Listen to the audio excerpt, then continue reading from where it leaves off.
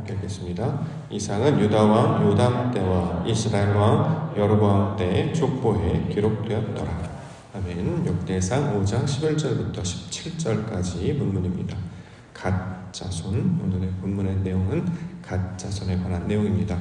역대상 22번째 시간으로 우리가 본문을 만나는데요. 오늘 본문에서는 갓 자손에 대해서 설명하고 있습니다. 11절 먼저 보겠습니다. 11절 갓 자손은 루벤 사람을 마주 대하여 바산 땅에 거주하면서 살르가까지 다다랐다. 자, 이렇게 증거하고 있습니다. 갓, 야곱의 7번째 아들 이름이지요. 레아의 종이었던 실바의 소생입니다. 갓은 야곱으로부터 그의 후손들이 용맹한 자들이 될 것이다 라고 하는 예언을 창세기 49장 19절로부터 받았습니다. 본문에는 루벤 사람을 마주 대하여 라는 말이 이제 기록하고 있는데요. 루벤 사람을 마주 대하다. 자, 이걸 이제 지리적으로 살펴보면 루벤 지파 바로 북쪽에 위치했기 때문에 이 마주 대하다라고 하는 것은 북쪽에 위치했다, 상대 쪽에 위치해 있다라는 말씀으로 우리가 이해할 수 있습니다. 근데 성경은 이제 항상 중요한 것은 이제 의미적으로 많이 해석하도록 우리를 가르치고 있기 때문에 자, 마주 대하다라는 것이 어떤 의미인가를 우리 중심으로 살펴보고자 합니다. 마주 대하다. 자, 의미적으로는 구별되다라는 뜻을 가지고 있습니다. 상대적으로 구별되다. 자, 이런 뜻을 가진 말이 마주대하다라는 뜻입니다. 자, 갓이라고 하는 말씀의 뜻이 구별됨을 가리키고 있기 때문에 이 갓의 의미를 통해서 이 구별됨이 어떤 것인지를 우리 본문을 통해서 찾고 살펴보고자 합니다. 우리가 이제 이미 알고 있는 것처럼 이 역대상 4장부터는 야곱의 아들들의 이름들을 하나씩 거론하면서 그 후손들이 어떤 구성으로 되어 있는지를 족보를 통해서 이제 소개하고 있습니다. 자, 왜 이렇게 소개하는가? 그 의도를 우리가 찾아야 되겠죠. 우리가 이제 가장 먼저 하나님께서 어떤 개념을 설명하실 때 가장 먼저 선언을 먼저 주시고 그 선언의 내용이 어떤 것인지를 차례대로 설명하는 방식으로 이 성경들이 구성이 되어 있습니다. 예컨대 창세기 1장 1절 우리가 이제 살펴보면 태초에 하나님이 천지를 창조하셨다라는 이제 선언을 주셨죠.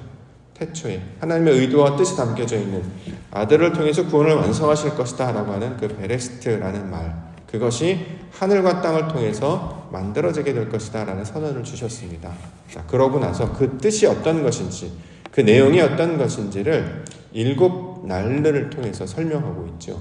첫째 날, 둘째 날, 셋째 날, 넷째 날, 다섯째, 여섯째, 7날. 이걸 여호와의 날이라고 말하고 그때 빛이 있으라라고 주신 말씀으로부터 하나님의 형상을 닮은 사람을 창조하시기까지, 아담을 만드시기까지 총 6째 날. 그리고 모든 것들이 완성됐을 때 이것이 7날이다. 이렇게 설명을 했습니다. 자, 1절에 태초에 하나님이 천지를 창조하셨다. 자, 그 내용이 어떤 것인지를 그 내용과 속성들이 어떤 것인지를 7째 날들을 통해 쭉 설명해 주셨단 말이죠. 자, 이것이 이제 여호와의 사역에 관한 내용입니다. 출애굽기에 보면 하나님께서 모세를 통해서 언약을 주세요. 하나님의 백성들과 약속하시죠. 그 언약이라는 것이 그럼 뭐냐? 어떻게 한다는 것이냐? 사람 사이의 계약을 가리키고 있는 말이냐? 우리가 어떻게 하면 어떤 건 이루고 어떻게 되면 어떻게 진행되느냐? 자, 이것이 어떤 것인지를 알려주시기 위해서 하나님은 10개의 말씀들을 주셨죠. 이걸 우리가 이제 다른 말로 십계명이라고 이제 부르기도 합니다. 너는 나 외에 신을 두지 말라, 다른 신을 내게 두지 말라 라는 말로 시작하여서 10번째 말씀에 이르기까지 언약이 무엇인지, 말씀이 무엇인지를 설명하기 위해서 10개의 말씀들을 이렇게 주셨습니다. 자, 그렇기 때문에 이 10개의 말씀들, 십계명이 꼭 하나님의 약속, 언약, 증거가 된다라는 거죠. 자, 이처럼 창조가 어떻게 되는 것인지를 7개의 날로, 또 약속이 무엇인지를 10개의 말씀으로 보여주시는 것처럼 이스라엘이라고 하는 개념이 어떤 것인지, 하나님의 아들들이 된다고 한다는 것이 어떤 것인지, 장자가 된다는 것이 어떤 것인지를 12아들들을 통해서 지금 설명하고 있는 것이죠. 그렇기 때문에 이 본문에 등장하고 있는 12아들들의 이름들은 각각의 어떤 족장, 지파의 대표를 가리키는 말일 뿐만 아니라 자, 이스라엘이라고 하는 그 성질이 어떤 것인지, 다시 말해 하나님의 아들들이 가지는 구별된 성질이 어떤 것인지를 하나씩 하나씩 설명함을 통하여서 이스라엘, 하나님의 백성들, 하나님의 자녀들의 특징들을 설명함으로 이것들을 우리를 가르치시고 있는 내용으로 우리가 이걸 살펴볼 수 있습니다. 자, 그렇기 때문에 오늘 본문의 내용이 이제 갓이라는 말로 이제 설명을 하고 있는데요. 우리 하나하나의 이름들을 이제 살펴가면서 그 특징들을 하나씩 우리가 이해할 수 있을 것입니다. 자, 야곱이라는 원래 이름이 있었고 이 이름이 이스라엘로 바뀌었죠. 그래서 야곱이 이스라엘로 불리게 됩니다. 정작 그 이스라엘의 명칭은 야곱을 부를 때보다 그 자녀들을 부를 때 더 많이 사용을 하고 있습니다. 그래서 그 자녀들 12아들들을 가리켜서 또는 그의 후손들을 가리켜서 하나님은 이스라엘아 이렇게 이제 부르고 있는 것이죠. 자, 아버지의 속성과 성분을 그대로 닮은 자들을 아들이라고 말하는데 그 아들들이 12지파, 12족속을 이루고 나서 그들을 통해서 하나님의 거룩한 백성들을 만드시는 이야기가 이 성경의 내용이 되고 있기 때문에 그 아들들의 각각의 이름들은 그 이스라엘이라고 하는 아버지 형상을 닮은 아들들이 가지는 특징들을 하나씩 설명하고 있는 내용으로 우리가 살펴볼 수 있습니다. 따라서 창세기 1장에서 첫째 날, 둘째 날, 셋째 날 각각의 날에 어떤 일이 있었고 그것이 의미하는 바가 무엇인지 우리가 찾아서 그 의미를 이해하는 것처럼 오늘 본문에 계속 연속으로 등장하는 이 아들들의 이름을 통해서 하나씩 살펴보고 우리가 그 특징들을 붙잡고 기도 가운데 나아가고자 합니다. 오늘 이제 중요한 주제는 이제 갓인데요. 갓.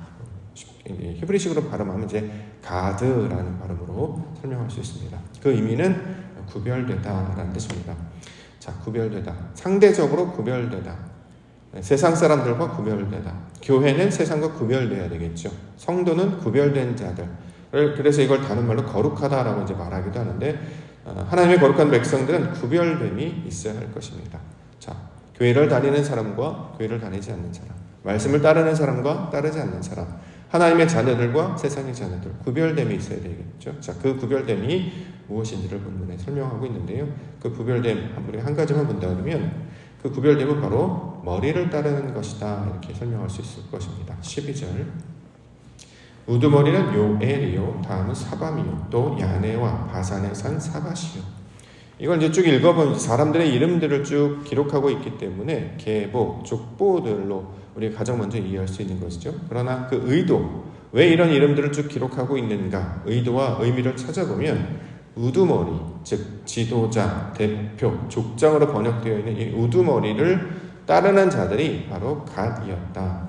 따라서 이들의 모습을 통해서 우리가 나타내야 될 삶의 어떤 특징, 구별됨은 바로 머리를 따르는 자들이 되는 것. 자, 이것들로 우리가 이해할 수 있을 것입니다. 13절에 보면 그 조상이 가문 형제들은 미가엘 이렇게 이제 시작을 하고 있죠. 미가엘. 하나님과 같은 분인 누가 하나님과 같으신 분인가? 하나님과 같은 이가 누구인가? 라는 뜻을 가지고 있고 14절에 아비하일 나의 아버지는 강하다. 자, 이런 말로 설명들을 쭉 이어가고 있고요. 그것은 이제 7대손이며 14절 하반절에 보면 7대손까지 이제 설명을 쭉 하는 거죠. 여호와의 날을 7째 날로 풀어서 설명하고 있는 것처럼 이렇게 머리를 따르는 자들, 아버지를 따르는 자들을 7대손에 이르기까지 쭉 설명하면서 이들이 하나님의 거룩한 구별됨을 가지고 있는 자들임을 설명하고 있는 것입니다. 따라서 오늘 본문을 통해서 우리가 찾을 수 있는 교훈, 우리가 갓의 특징을 우리도 가질 수 있어야 된다는 거죠. 다시 말해 구별됨이 있어야 될 것이고 그 구별됨은 자신의 육신, 자신의 소견을 따르는 것이 아니라 머리를 따르는 자가 되어야 된다라는 것입니다. 이것이 이제 신약에도 그대로 적용이 되어서 교회를 통해서 이 머리를 따른다는 것이 어떤 것인지를 설명하고 있기도 합니다. 에베소서 5장에 보면 23절에 이는 남편이 아내의 머리됨이 그리스도께서 교회의 머리됨과 같음이니 그가 바로 몸의 구주시라. 골로새서 2장 19절 머리를 붙들지 아니하는지라 온몸이 머리로 말미암아 마디와 힘줄로 공급함을 받고 연합하여 하나님이 자라게 하심으로 자라느니라. 자, 머리 기초이기도 하고 근거, 뿌리. 우리 주인이 누구신가? 자, 하나님의 모든 백성들은 아버지를 따르는 자들이 되어야 된다는 거죠. 그러니까 자신의 소견에 옳은 대로 행하지 아니하고 하나님을 따르는 자, 그리스도를 따르는 자, 말씀을 따르고 진리를 따르는 자들이 될 때에 이것이 세상 사람들과 구별된 표지의 내용이 되는 것임을 가리키고 있습니다. 우리의 머리가 누굽니까? 우리의 머리는 바로 그리스도 예수시다라는 거죠. 하나님이 보내신 그 말씀을 따르는 자들이 우리 성도들이 교회들이 가지고 있는 표지가 되기 때문에 우리가 감당해야 될 것, 그 세상과 구별되는 것은 말씀을 따르는 자 되게 하여 주시옵소서. 다시 말해 자신의 소견과 자신의 뜻대로 자신의 욕망대로 하지 아니하고 하나님께서 말씀으로 가르쳐 주신 그 뜻을, 하나님이 기뻐하시는 뜻을 붙잡고 살아가게 하여 주시옵소서. 자, 이것을 머리를 따르는 자들, 그리스도를 따르는 자들의 특징으로 우리가 생각해 볼 수 있을 것입니다. 하나님이 우리의 머리 되시고 진리가 우리의 근거가 됩니다. 그럼 우리가 그럼 무엇을 감당하느냐? 우리는 손과 발의 역할을 하는 거죠. 하나님께서 뜻하신 바대로 우리에게 말씀하시면 그 뜻을 삶 가운데 적용하여서 살아내고 구현해내는 것이 바로 저와 여러분들에게 맡겨진 사명입니다. 그렇기 때문에 예전에 하나님을 알지 못하는 자로 살았을 때는 자신의 뜻을 이루거나 자신의 꿈을 이루고자 살았다면, 이제 하나님의 말씀으로 구별된 자들은 자신의 욕망이나 뜻을 이루기 위해 사는 것이 아니라 하나님의 영광을 위해서 살아가는 자들이 되어야 된다라는 거죠. 그래서 우리는 교회를 이루고 하나님을 기쁘시게 하기 위해서 각각에 맡겨진 일들을 성실하게 감당하는 손의 역할, 발의 역할을 감당하며 온몸으로 함께 연합한 한 몸 공동체로 이루며 살아가게 됩니다. 자, 이것은 이제 교회라고 말하는데요. 그 연습을 이 교회 공동체의 몸을 이루며 살게 해 주셨다라는 거죠. 우리가 이제 삶 가운데 적용할 때 항상 잊지 말아야 될 것은 어떤 일을 진행하거나 또 결정하거나 우리가 이제 수용할 때 그 모든 근거가 반드시 하나님을 기쁘시게 하는 것인가를 살펴보아야 합니다. 우리는 우리의 판단으로 사는 것이 아니라 하나님의 인도하심 가운데 살아가는 자들이 되기 때문입니다. 이전에는 우리의 욕심, 또 우리의 욕망, 또 그것이 우리의 주인이 되어서 스스로가 머리가 되어서 살아가는 자들이었다면 그리스도 예수로 말미암아 참된 머리이신 예수 그리스도를 발견하게 하시고 마침내 아버지의 형상을 따르게 하심으로 우리가 하나님의 거룩한 백성, 이스라엘, 다른 말로 하나님의 아들들이 되게 하여 주셨기 때문에 이 아들들은 아버지의 것을 따르는 자들로 살아갈 것을 이 성경을 통해 말씀하고 있습니다. 그러므로 오늘도 주신 하루를 통해서 하나님 펼치시는 세상 통해서 우리가 무엇을 향해 나아가야 할 것인가, 다른 것이 아니라 하나님의 영광을 구현하며 나타내며 살아가야 된다는 거죠. 아버지의 뜻을 이루는 거예요.